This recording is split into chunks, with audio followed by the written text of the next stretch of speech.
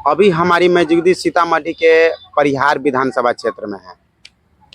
यहाँ पर हमारे वीडियो के फ्रेम में मौलाना रिजवी साहब जी है। सर बहुत बहुत स्वागत है। बहुत बहुत शुक्रिया। आपके चैनल के जरिए मैं खैर मकदम करता हूँ पूरे सामीन का, नाजरीन का। देश में ओवैसी साहब जी का पार्टी है। ओवैसी साहब जिस तरह से 2020 के चुनाव में 5 सीट उनको आया था, लेकिन आपको क्या लगता है कि इस बार महागठबंधन में ओवैसी साहब शामिल होंगे कि नहीं होंगे? महागठबंधन में ओवैसी साहब को शामिल नहीं किया जाना ये बहुत बड़ा दुर्भाग्य है। एक तरफ जैसे कांग्रेस, आरजेडी और दूसरी पार्टियां हैं, ये लोग सेकुलर होने का दावा करती है कि हम सबको साथ लेकर के चल रहे हैं। जब आप सबको साथ लेकर के चल रहे हैं तो ओवैसी साहब से आपको घिन क्यों लगता है? ओवैसी साहब को गठबंधन में रखने पर आपको क्या दुश्वारी है, क्या मजबूरी है? हालांकि ओवैसी साहब की पार्टी ने पिछले बार साबित कर दिया कि हम में दम है, आवाम हम पर भरोसा कर रही है, वोटर का हम पर एतमाद है। 5 सीट हासिल किया, 5 सीट विधानसभा की ये एक अहमियत रखती है।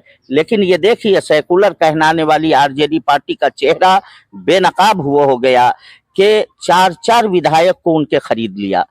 क्या मतलब? आपने क्यों उन विधायकों को खरीदा? उनके जमीर का सौदा आपने क्यों किया?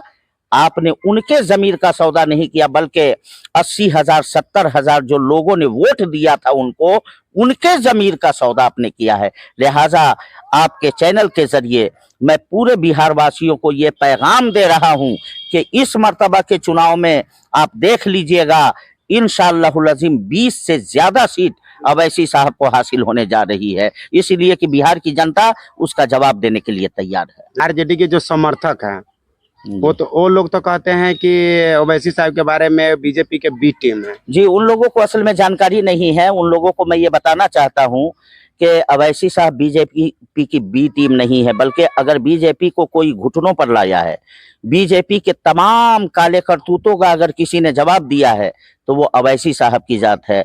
और ओवैसी साहब मुसलमानों के वोट के मोहताज नहीं है।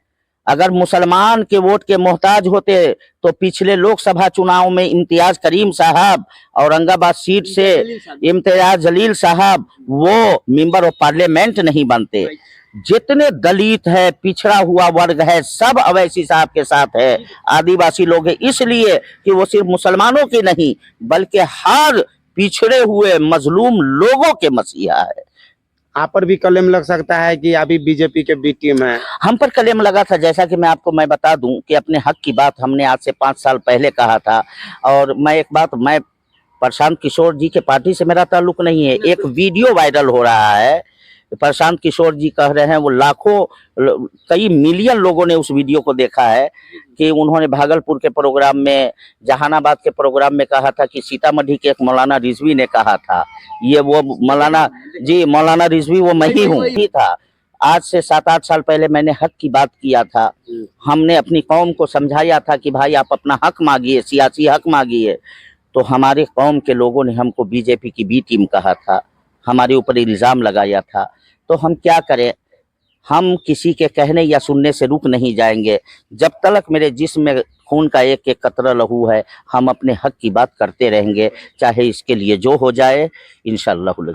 बिहार के विधानसभा चुनाव में जो बिहार के मुस्लिम समुदाय से है, वो महागठबंधन के सपोर्ट करेंगे कि ओवैसी साहब के सपोर्ट करेंगे? देखिए, मैं तो अपील करता हूं कि अगर ओवैसी साहब को महागठबंधन में रख लिया जाए तो बहुत बेहतर रहेगा, वोट का बिखराव बच जाएगा। अच्छा, अगर नहीं रखते हैं तो आप ये बात नोट कर लीजिए कि महागठबंधन की जो सीट आई थी इंडिया गठबंधन की, उससे सीट कम हो जाएगी और डायरेक्ट इसका फायदा पूरी तरह से बीजेपी को मिलेगा। तो ओवैसी साहब के क्यों नहीं रखना चाहते महागठबंधन में? महागठबंधन, यही तो अफसोस की बात है। ये सवाल मुसलमान कौम, अच्छा, जो मुसलमान ये ओवैसी साहब को बीजेपी की बी टीम कहते हैं, वो सवाल करे अच्छा, कि आखिर आपको ओवैसी साहब से क्या दिक्कत है, आप उनको गठबंधन में क्यों नहीं लेना चाहते हैं? क्या उनके अंदर कमी है, क्या खराबी है, क्या उन्होंने गलत किया है? उन्होंने तो हमेशा देश के हित की बात किया है, हक की बात किया है। क्या मुसलमान होना कोई गुनाह है मुसलमानों की नजर में? तो हमारा मुसलमान भाई ये जवाब दे। कि मुसलमान राजनीति के लायक नहीं है, मुसलमान सियासत में आने के लायक नहीं है। अरे वो भारत का ऐसा सपूत बेटा है अवैसी जिसका नाम है, उससे ज्यादा पढ़ा लिखा पूरे हिंदुस्तान में किसी समाज का नेता नहीं है जितना वो पढ़ लिख कर काबिल बन करके सियासत में आया है। ये बालिस्टर है वो, और उसके बावजूद भी कुछ लोग अगर इस तरह की बात करते हैं, इंशाअल्लाह अज़ीम अब लोगों की सोच में तब्दीली आ रही है। अब बहुत कम ऐसा सुनने को शाजो नादिर मिल रहा है, ज्यादातर लोग उनके सपोर्ट में आ रहे हैं। खास करके ये अटैक जो वो भी हुआ हिंदुस्तान पाकिस्तान की जो भिड़ंत हुई है, लड़ाई हुई है, इसके अंदर जो अवैसी साहब का किरदार रहा, इससे लोग बहुत ज्यादा महजूज हुए हैं। मतलब